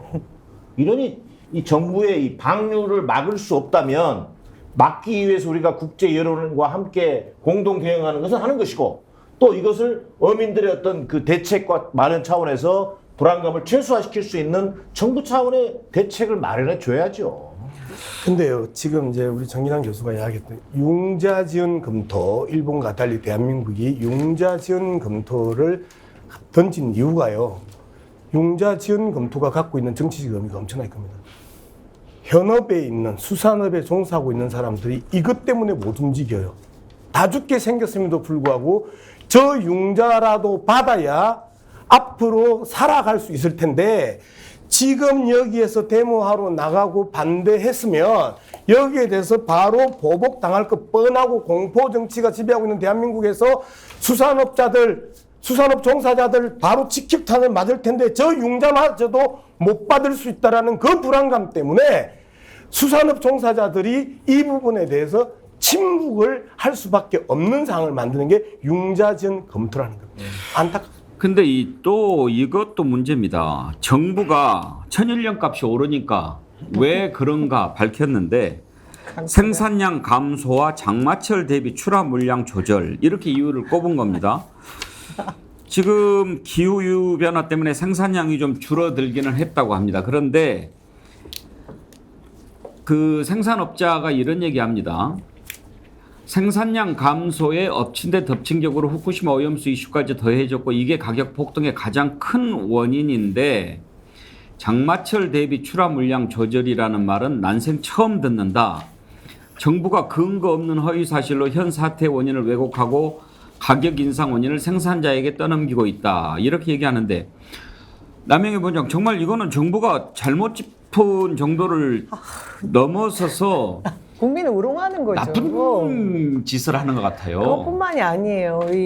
정부에서 주장하는 내용들과 다른 목소리만 나오면 모든 게 가짜 뉴스라고 합니다. 그게 결국은 본인들이 조롱을 당하게 되는 거를 모르는 것 같아요. 저는 계속해서 윤석열 정권 들어오고서 대통령이 벌거벗은 임금님 같다는 생각을 많이 하거든요. 저희가 이 말도 안 되는 우화 속에서 좀 빠져나와야 된다는 생각하는 게 정권 그리고 윤석열 대통령 국민의힘만 정신 차리면 됩니다. 국민들은 다 압니다. 예, 여러분 이렇게 상식에 어긋나는 세상 우리가 상식을 회복하려면 진실을 알아야 됩니다. 오늘 또 진실에 다가가는 노력을 나름 한다고 했는데요. 우리가 더 진실에 가까이 다가가기 위해서 깨어있는 백만 정어리 때 운동 펼치고 있습니다. 주변에 널리 알려주시고 진실과 상식이 통하는 세상에 더 빨리 다가갈 수 있도록 힘을 좀 모아주십시오. 오늘 일부 순서는 여기까지 하겠습니다. 정기남 교수님, 양무석 박사님, 김철근 실장님, 남영희 부원장님 네 분 수고하셨습니다. 네, 감사합니다. 감사합니다. 네. 자, 여러분 또 우리가 보내드리는 광고 보고 힘을 더 모아주시고요. 광고 끝나는 대로 24시간 깨어있는 진실의 레이더 김종대 레이더 함께하겠습니다.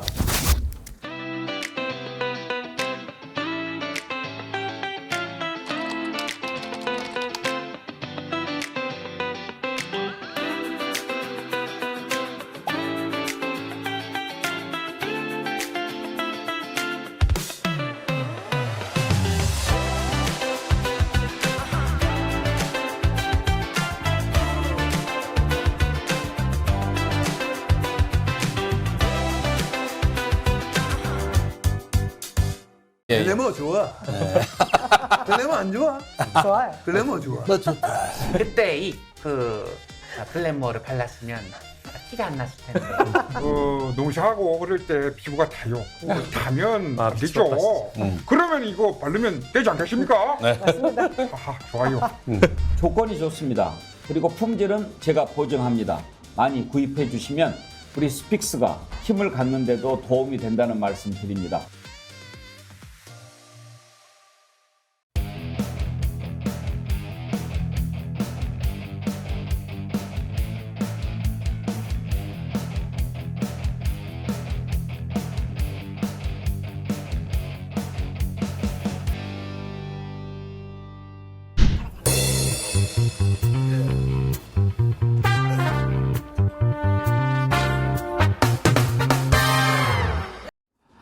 네, 24시간 깨 있는 진실의 레이더 김종대 레이더 김종대 전 의원 함께합니다. 어서 오십시오. 안녕하세요. 주말 잘 보내셨어요? 네, 엄청 좋습니다. 덥죠? 더워서 그냥 계속 자빠져 잤어요. 내일은 또 좀 선선해진다고 하니까 예. 날씨도 좀 과격해지는 것 같아요. 글쎄 이 폭염과 이 어떤 그 기후 위기 참 저야 진보 정당에 몸담고 있기 때문에 어떤 그 이런 어떤 문명적 의제 민감하거든요, 제가. 예. 그래서 이래봬도 좀 진보적인 어떤 그 감수성으로 시대의 문제를 짊어지고 살고 있습니다, 제가. 오늘 우리 김종대 의원 기다리신 애청자들이 겁나게 많아요. 왜 그런지 아십니까? 지난번에 예고를 하나 하셔가지고 네. 천공 말고 또 있다. 네. 그러셨잖아요. 아니 근데 공개하실 수 있어요? 아니 그런데 이 천공 얘기 좀 이거 좀 정리하고 해야지. 예. 이게 지금 감당이 안 돼요 지금. 천공 경찰이 무혐의 처분을 내렸더라고요. 그러니까 천공이 윤석열 대통령 관저서정에 개입했다. 이게 지금 계속 의혹이 있잖아요. 네. 이거를 그것에 대해서라기보다도 물론 그거는 계속 진행이고 그런데 지금 이야기는 뭐냐면은 올해 초에 폭로된 그 녹음 파일이 하나 있습니다. 네. 그 연예인 가수하고 천공이 주고받은 얘기를 한 일요 신문에서 폭로를 했는데 거기에 보면 아주 끔찍해요. 천공의 육성으로 검찰총장 내가 시켰고 내가 문무일 총장 지키라고도 했고 중앙지검장 할 때는 대통령 출마도 내가 시켰고 내가 다 해 하는 게 일요 신문에서 아예 섹션별로 나눠서 쭉 보도를 천공 목소리로 예. 그거 들어볼 수 있나요? 당연하죠. 그거 언제 한번 준비를 해보겠습니다. 언론사하고 이제 그걸 섹션별로 다 아주 파일을 다 공개를 했으니까. 그런데 이것에 대해 가지고 천공이 대통령을 그렇게 내 말 다 듣는다 이렇게 얘기했으면은 저거 허위 사실 아니야? 저거 명예훼손 아니야? 이렇게 해서 시민단체가 고발했는데 무혐의. 그 다음에 관저 부분에 대해서는 사실 천공이 수사를 받은 적이 없어요. 그런가 하면은 김용영 경호처장도 경찰 출석 안 했어요. 그러니까 명예가 훼손됐다, 허위 사실이라는 사람들은 다 수사에서 빠졌다고. 이래가지고 경찰청에서 천공한테 수십 번 연락을 했대요. 그래가지고 조사 좀 받으시라고. 그러는데 아니 저기 나는 조사받을 일도 없고 관저에 갔는지 안 갔는지 입장 못 밝히겠고 이래가지고 그냥 서면으로 가름하고 말았다는 거예요. 그래서 이것도 저기 뭐냐 그 시민단체에서 고발한 내용에 대해서 무혐의, 다 무혐의. 그러니까 이런 걸 좀 보면은 자, 이 서슬퍼런 정권에서 국민의힘 중진 뭐 당권 대표들이 나경원 의원, 안철수 등 해가지고 말이에요. 뭐 빼딱한 얘기 한마디 했다고. 저기 뭐 저 출산 지원금 팍팍 주자고 나경원 의원 얘기했다 완전히 개 작살났죠. 안철수 의원 보고 뭐라 그랬습니까? 아무 말도 하지 않으면 아무 일도 일어나지 않는다. 그렇지. 말 함부로 하지 말라. 예. 아니 국민의힘의 당권 주자들한테도 그렇게 서슬퍼런 정권이 왜 이렇게 천공한테 대해서는 대통령을 아예 뭐 저기 자기 그냥 저기 무슨 흑사리 껍데기 시다바리로 알고 막 떠들었는데 무슨 주의 한 번을 안 줍니까 그래? 그리고 경찰 조사는커녕 아니 이게 지금쯤이면 자기들 정권을 보호하기 위해서라도 잡아들이든지 뭘 엄중하게 뭘 하든지 아니면 대통령 주변에 못 나타나게 하든지 뭐가 있어야 되는데 완전 성역이에요. 신주 받들 듯 해버려요. 그러니까 경찰이 조사할 리가 있나? 그랬더니 몽땅 무혐의. 이렇게 되는 겁니다 이게. 아니 그러다 보면은 저는 일찌감치 조사도 받았지만 도대체 저 사람 왜 수사 안 하냐? 저 사람 왜 자꾸 말 바뀌냐? 저 말 바뀌는 자체를 보면은 의혹이 더 점점 커지는 거거든요. 빨리 잡아들이든지 뭘 해서 그 수사를 해야 되는데 제가 고발당한 게 작년 12월 5일. 지금 벌써 이제 6월 중순이네요. 6개월이 넘도록 아직도 없어요. 없다는 겁니다. 이게 말이 되는 얘기요? 여당의 어디 중진 의원이 이렇게 까불어서 봐. 당장 뭐가지요? 아니면은 저기 뭐 또 뭐 들춰내거나 아니 그러는데 유독 천공이라는 이 양반만 오히려 즐기고 있어요. 저기 이렇게 해도 나 까딱 없잖아. 봐봐 대통령 동선 내가 다 파악해서 전부 길을 모으러 다니잖아. 봐봐 정법 시대 아니야. 이러면은 신도들은 더 몰려들고. 길을 모은다고 그러셨는데 그러면 지금 이제 천공의 동선과 대통령 영부인의 동선이 이렇게 막 겹치지 않습니까? 춘천에서 무슨 뭐 있을 때는 춘천에 나타났다고 그러고 김건희 여사가 서천에 무슨 축제 갔을 때는 그 다음날 나타났다고 그러고 그런 것이 다 기와 관련된 거라고 해석을 해야 됩니까? 순천만 그 정원 축제도 그렇고 뉴욕까지 갔잖아요. 그러니까 이게 일종의 어떤 천공의 어법으로 얘기하자면은 질량을 높인다. 자기의 어떤 존재와 이 자존감의 어떤 그 길을 높여가지고 그걸 질량적으로 높인다. 이 표현을 자주 쓰신단 말이에요. 그러니까 그거를 모아서 준다. 그렇게 되면은 뭡니까? 이게 역술적 경호실장이라는 얘기 아니요? 역술적 경호실장. 역술적 차원의 역술적 경호실장이라는 얘기 아닙니까? 이 얘기가. 그리고 세계적인 인물 아닙니까? 외국 언론에 한국의 라스푸틴이 나타났다고도 그랬고요. 중국에선 요승호로 알고 있고, 뭐 별하별 뉴스가 지금 다 확산되지.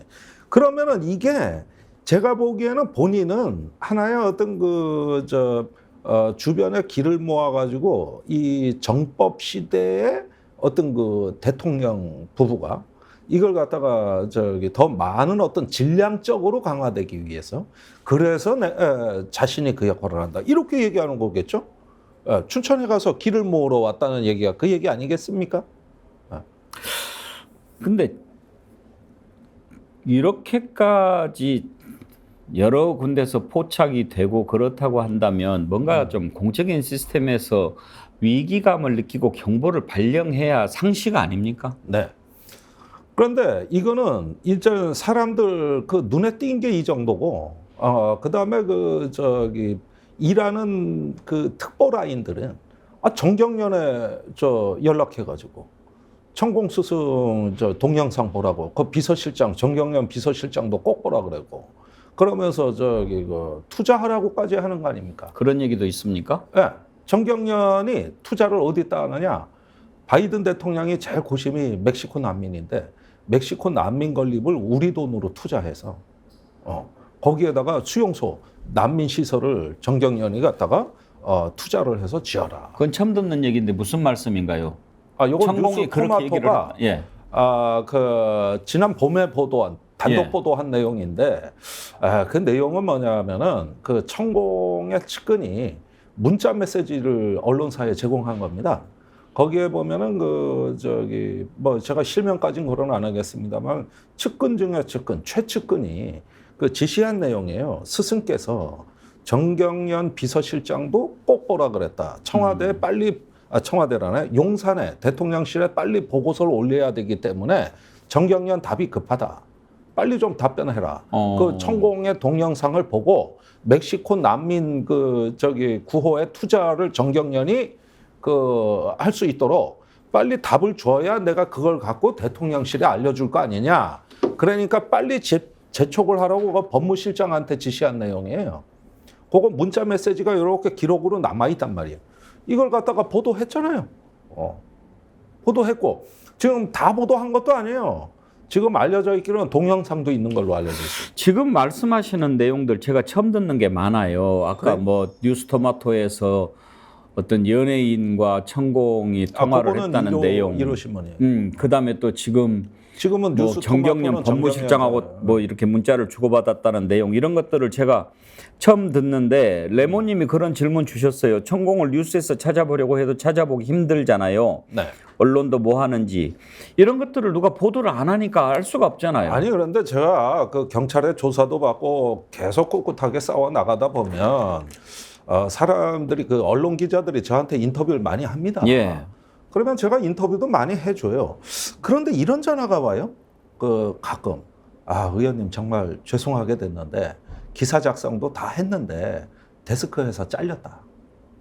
좀 이해해 주십시오. 그러면서 요즘 분위기에서 보도가 어렵습니다. 이런 얘기들 자주 합니다. 이런 얘기들. 그게 바로 여러 명의 언론인과 저를 고발한 효과가 나타나는 거예요. 바로 그냥 툭하면 고발하고 그러니까 거기에다가 고발은 무더기로 해놓고 다 조사를 못하니까 부승찬 전 대변인에 대한 정밀 폭격, 아예 초토화 전략으로 갔어요. 그래가지고 거기 국방부 대변인 할 때 밑에 장교들도 지금 불이익을 받게 생겼습니다. 그러니까 이런 내용들까지도 별건이 별건을 또 낳고 해가지고 계속 기소장을 꾸미려고 하다 보니까 부족하면 또 새로운 거 뒤지고 이렇게 해서 어떻게 하든지 기소하려고 하다 보니까 내용이 부족하거든. 그럼 별건을 털어야 되는 거예요. 그게 이제 국방부 전 부대변인한테 다 집중돼 있고. 옛날 기사를 찾아봤더니 그런 게 있군요. 천공이 윤석열 대통령이 유엔 총회 참석차 미국 뉴욕을 방문했을 때 네. 맨하탄에 등장했는데 그날 유튜브 영상에 난민 문제를 꺼냈군요. 네. 지금이야말로 난민 문제 해결이 가장 시급하다. 네. 이 문제를 해결하지 못하면 앞으로 어마어마한 혼돈의 시대가 올 것이다. 난민 문제 해결책을 우리가 설계해서 지구촌을 도와야 된다. 이런 얘기를 했는데 본인이 세계 모든 문제에 대해서 관심을 갖든 말든 그것은 본인의 자유지만 만약에 정말 이런 일개 개인의 생각이 우리나라 국정 최고 책임자한테 영향을 미친다고 한다면 그건 다른 문제인데 영향을 미쳤다는 증거 같은 것은 없지 않습니까? 아니 그게 이제 천공의 측근들 사이에 주고받은 문자 메시지를 뉴스토마토에서 공개한 거예요. 예. 그건 이 뉴욕 방문 전입니다. 그러니까 실제로 5월에 바이든 대통령이 한국에 온다 그랬단 말이에요. 그 이제 집권한 지 열흘 만에 왔어요. 근데 이때는 이미 천공이 정경련에다가 빨리 이거 난민 구호 투자 계획을 나한테 답을 달라고 재촉하던 시절입니다. 그걸 이제 뉴스토마토가 예. 문자 메시지를 까면서 의혹 보도를 한 거죠. 예. 의혹 보도를 한 거예요. 그리고 대통령실이나 이런 데 다 질의서를 냈는데 물론 부인을 하거든요.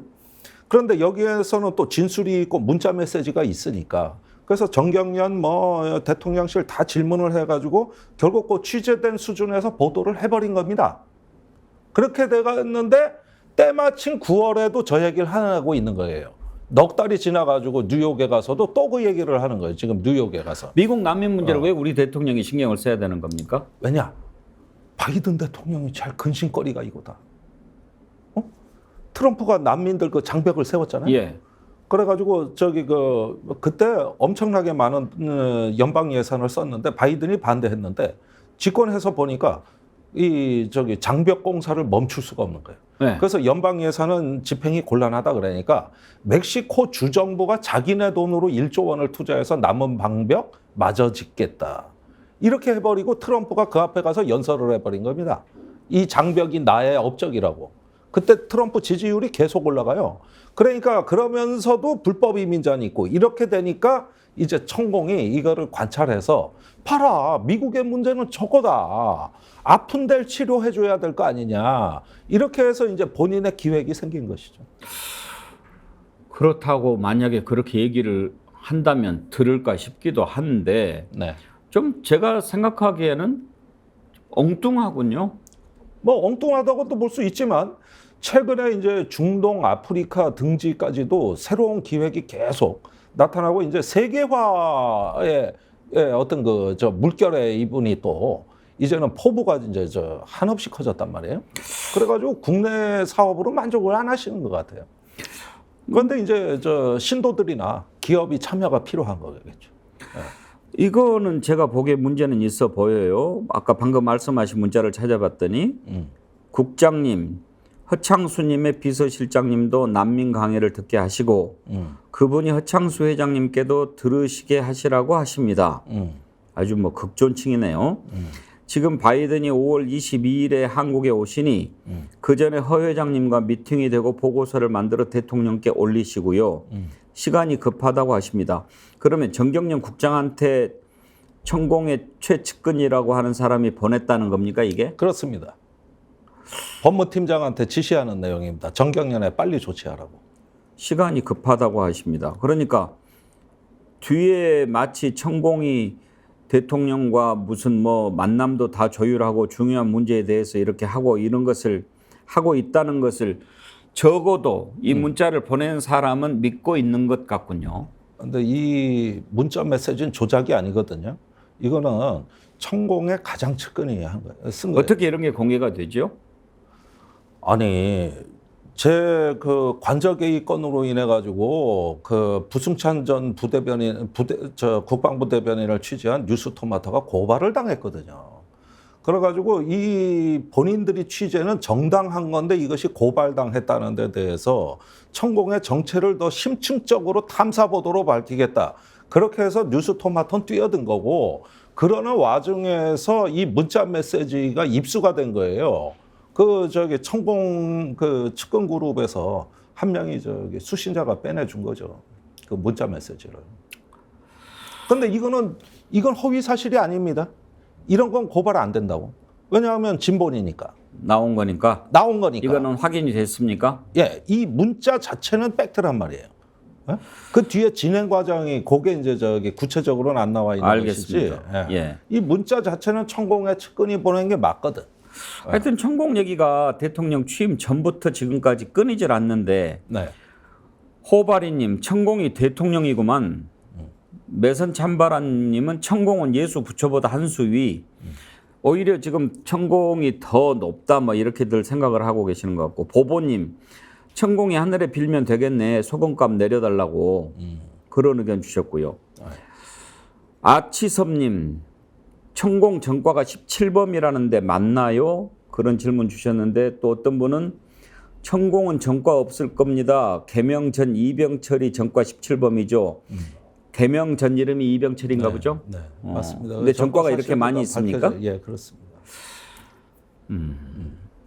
아니 그러니까 제가 이야기하는 건 계속 이렇게 경찰에서 무혐의 처분했다 하고 조사도 안 했다 하고 있는 것에서 우리가 느끼는 것은 뭐냐면은 사실은 어떤 정치인 어떤 이 정권의 실세들보다도 상당히 보호를 받는구나. 그리고 눈치 보고 수사를 안 하는구나. 이런 부분들이 계속 지금 하나둘 쌓이고 있다는 것이죠. 이게 정권 말기에 어떤 형식으로 터질지 저는 짐작이 잘 안 가요. 아무튼 이제 천공 문제는 지금 뭐 프랑스 베트남 대통령이 갔는데 거기에는 아직 뭐 관련된 얘기는 들어온 게 없죠. 예, 그 얘기는 들어온 게 없습니다. 이제 뭐 교민들의 뭐 증언이 있거나 다 우연히 발견되는 거거든요. 예, 그러니까 이것도 조금 지켜보시고 나중에 한번 행보를 좀 예의주시할 필요가 있겠습니다. 이제 얘기를 좀 해주시죠. 또 있다면서요?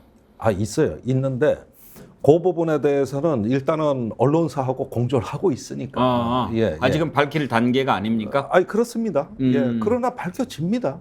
예. 천공 같은 사람이 또 있다라고 하는 말씀입니까? 아니면 전혀 다른 세력이 있다는 말씀입니까? 비슷합니다. 천공 비슷합니다. 같은. 예. 그러니까 제가 뭐 저번에 이 정부는 무당 정권이라는 얘기도 한번 한 적이 있는데 그게 뭐냐면 일종의 하나의 어떤 자기 스스로의 철학과 자존감이 빈곤한 공허한 영혼들의 어떤 대체제 그걸 채워주는 일종의 어떤 치유제, 마약 같은 거 이런 식으로 무속이 형성이 돼 있다는 거예요. 빈곤한 영혼의 중독 증세입니다. 이것도 아주 중독성 강한 마약이에요. 아, 그럼요. 되게 그런데 이제 뭐 결혼할 때 날짜를 택일한다라든지 이사할 때 길이를 찾는다든지 이런 정도는 흔히 일상생활에서들 많이 볼 수 있는데 나라를 운영하는 데 있어서 이렇게 뭐 점괘에 의지한다거나 무당들의 도움을 받는다고 하면 그거는 안 되겠죠. 그런데 실제로 그렇다고 하는 의심을 김종대 의원께서는 갖고 계신 것 아닙니까? 아니 그러니까 왜 이 지경이 되고 제가 여기서 떠들도록 대통령실은 아무 조치를 안 하느냐는 거예요. 저번에 건진법사가 문제가 됐을 때도 왜 기업에 다 공문을 보내가지고 건진 쪽에 청탁 들어주지 말라고 공문을 보내냐고. 건진 자체를 갖다가 응징하면 될 거 아닙니까? 분명히 사기 행각을 뭘 본 거 아니에요. 그러니까 그 공문이 나간 거잖아요. 근데 그런 흔적이 없어요. 건진을 혼내야죠. 네. 다 기업체 보고 알아서 조심해라. 그러면은 나중에 문제가 되면 대통령실로 불똥 튈까 봐 그런 건데 아니 주범이 있고 그러면은 그 예상되는 피해자가 있다 그러면은 지금 조치하면 주범을 조치하면 될 일을 왜 이러죠? 왜 못 건드리지? 김 의원께서 보시기에 건진법사하고 천공하고 누가 더 셉니까? 그거는 조금 약간 개입하는 경로가 달라가지고 또 김건희 여사하고 윤석열 대통령 본인도 각기 취향이 다르기 때문에 그건 좀 일률적으로 얘기하기가 각자 의존하는 사람이 다릅니까? 그렇죠. 그러니까 그 부분은 조금 놔두시라니까 제가 궁금해서 그러죠. 취재를 다 제가 하고 이렇게 있는데. 궁금한데 우리 시청자들께서 얼마나 궁금하시겠어요. 우리 정말 맹렬한 기자들이 말입니다. 관저 이전 때도 그 추운 겨울에 그 남의 집 앞에서 뻗치기 며칠씩 하고 말입니다. 아주 정말 눈물나게 고생했거든요. 그래서 그분들이 결국은 좀 알겠습니다. 하여튼 반드시 진실은 드러나게 돼 있으니까. 드러납니다. 그 대신 정리가 되면 우리 김종대의 레이더에서 맨 먼저 밝혀주시기 바랍니다. 신형관님도 뭘 좀 아시는 것 같아요. 건지는 피렘입니다. 그러는데 글쎄요. 레모님, 하느님도 때려잡는다는 정광훈과 대통령보다 위라는 천공이 한번 붙어봤으면 좋겠네. 용호 상박. 그거 아주 뭐 볼만한 싸움 아닙니까? 그리고 피렘이라 그랬는데요. 피렘이 무시하지 마세요. 빠가살이나 메기탕도 있지만 잡어탕도 인기가 좋아요. 그것도 비싸요. 알겠습니다. 정말 더 궁금한데 근데 참 조심스러워요. 이런 일들이 있기는 있는 것 같은데 잘못 말하면 혼날 것 같고 얘기를 안 하자니 나라가 걱정되고 그런 거예요. 맞습니다. 그래서 우리가 이런 부분에 대해서는 오랫동안 정치를 통해서 숙성되고 단련된 어떤 축적된 정치 철학을 가진 사람이 지도자가 되길 원하는 것이죠. 자기의 중심이 뚜렷하고 또 어떤 비전이 선명할수록 이런 위험은 줄거든요. 다 나라가 우연에 의해 가지고 뭐가 좌우되는 이런 철학이 빈곤한 나라에서 생기는 일입니다, 이게. 알겠습니다. 나오셨는데 시간은 얼마 없지만 잠깐 이 문제 한번 좀 짚어보겠습니다. 레이더를 미국으로 돌려보지요. 바이든 대통령이 이런 얘기를 했어요. 시진핑 주석이 지난번에 왜 정찰 풍선 있잖아요. 네. 그거 몰랐을 수도 있다. 그렇게 얘기를 했어요. 그러니까 네. 지난번에 뭐 그거 정찰 풍선이라고 그래가지고 쏴서 터쳐버렸잖아요. 터트려버렸잖아요. 네, 미사일 발사해서. 미사일 발사해서. 근데 지금 뭐 몰랐을 수도 있다. 네. 무슨 뜻이에요? 네. 그러니까 그때 그 풍선이 F-22 현존하는 세계 최강의 전투기가 스텔스 전투기가 출동한 유일한 교전 사례입니다.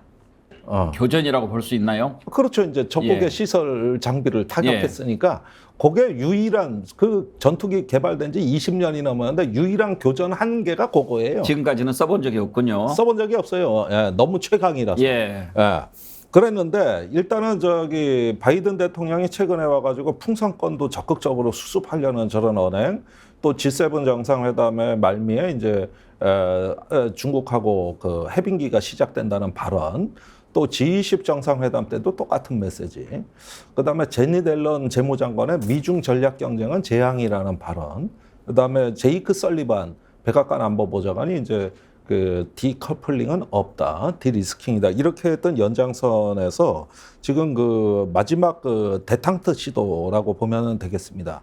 그런데 물론 쉽게 데탕트가 이루어질 것 같지는 않아요. 이 중국에 대한 기술 통제는 계속하겠다는 거거든요.